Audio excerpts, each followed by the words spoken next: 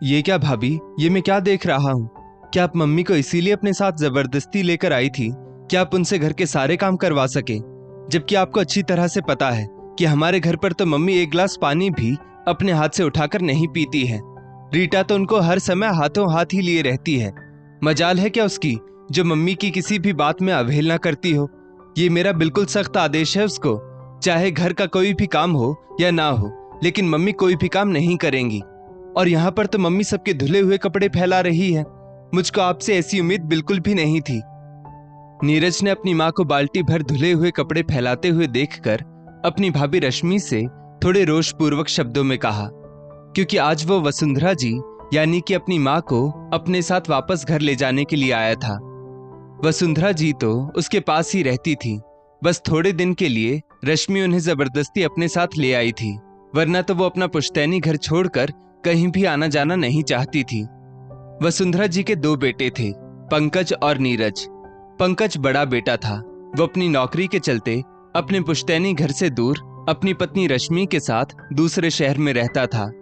नीरज छोटा बेटा था। वो वसुंधरा जी के साथ ही पुश्तैनी घर में अपनी पत्नी रीटा के साथ रहता था। उसकी अपनी एक बढ़िया कॉस्मेटिक की दुकान थी। चूंकि वो वसुंधरा जी का अपना निजी घर था, तो उनको अपने पुश्तैनी घर से बहुत प्यार था और इसीलिए उनको छोटे बेटे नीरज और छोटी बहू रीटा के साथ ही रहने में ज्यादा सुकून और सुख मिलता था। लेकिन बड़ी बहू रश्मि का भी बड़ा मन करता कि कभी तो सासू माँ उसके पास भी आकर रहें। इसीलिए वो हमेशा ही वसुंधरा जी से अपने पास आकर रहने के लिए मनुहार करती रहती थी। लेकिन वसुंधरा जी हमेशा हाँ हूं में जवाब देकर टाला मटोली कर देती।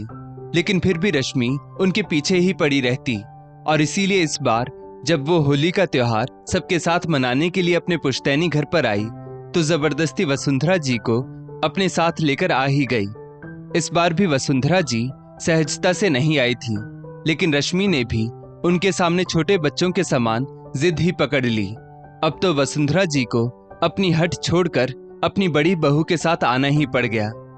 वसुंधरा जी जब रश्मि के पास आई, तो रश्मि ने महसूस किया कि वसुंधरा जी ने समय से पहले ही अपनी उम्र को एक बढ़ा हुआ नंबर मानकर बुढ़ापे को अपने ऊपर हावी हो जाने दिया है, जबकि उनकी उम्र की बाकी सारी महिलाएं खटखट करके सारे काम करती रहती है।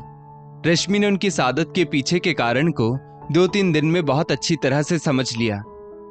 मम्मी जी, आप खाली बैठी हुई हैं और मैं बंटी को स्कूल तक छोड़ने जा रही हूँ। ऐसा करिए, आप तब तक ये सब्जी काट कर रख दीजिए, मैं आकर फटाफट बना लूंगी।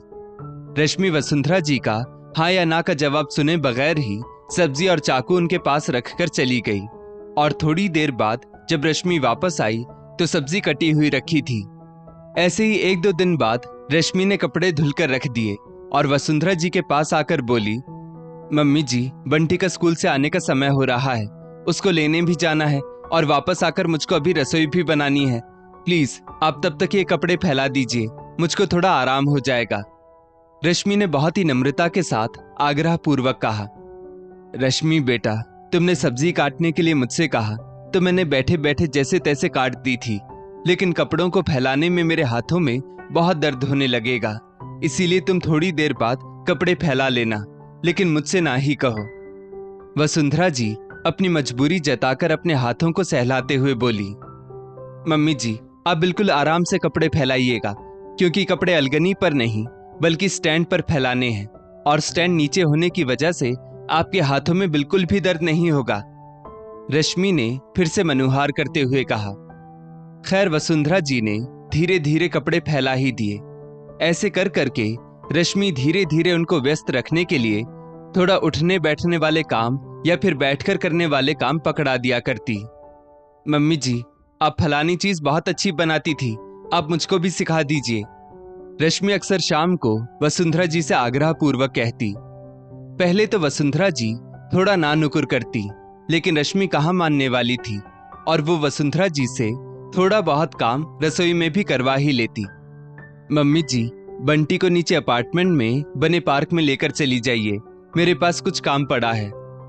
अरे रश्मि बेटा, तुम तो जानती ही हो कि मुझसे सीढ़ियों से उतरा चढ़ा नहीं जाएगा, तुम ही बंटी को पार्क में लेकर चली जाओ। वसुंधरा जी बेबसी से कहती। मम्मी जी, आप लिफ्ट से उतर जाइएगा, बंटी तो आपके साथ है ही, आपको कोई दिक्कत नहीं होगी।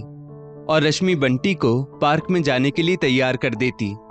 खैर इसी तरह से धीरे धीरे समय कट रहा था। अब तो धीरे धीरे वसुंधरा जी को खुद आगे से बढ़कर काम करने में आनंद आने लगा था, क्योंकि वो खुद पहले बहुत काम करती थी, लेकिन लगातार आराम मिलने के कारण उनका शरीर धीरे धीरे शिथिल होता चला गया। अब तो उनके कमर और घुटनों के दर्द से भी उनको आराम महसूस होता और उनके शरीर में अच्छा खासा फुर्तीलापन भी आ गया था। जब वो रश्मि के पास आई थी तो बामुश्किल एक ही रोटी खा पाती थी, लेकिन अब तो उन्हें भूख भी खुलकर लगने लगी। जब रश्मि वसुंधरा जी को अपने साथ लेकर आई थी तो उसने जब देखा कि हर समय व्यस्त रहने वाली उसकी सासू माँ अब कोई भी काम करती ही नहीं या फिर करना नहीं चाहती, क्योंकि रश्मि की देवरानी रीटा उनको हर चीज हाथ में ही पकड़ाती और घर का कोई भी काम उनसे नहीं करवाती। अब जब व्यक्ति व्यस्त रहता है तो मस्त रहता है और तभी तो स्वस्थ रहता है, लेकिन वसुंधरा जी के पास कोई काम तो था नहीं। पति का भी शरीर शांत हो चुका था और उनके हर समय आराम करने के कारण ही उनके शरीर को बीमारियों ने अपना घर बना लिया था। रश्मि ने बिना कुछ कहे उनसे थोड़ा बहुत काम ले लेकर उनको स्वस्थ बना दिया।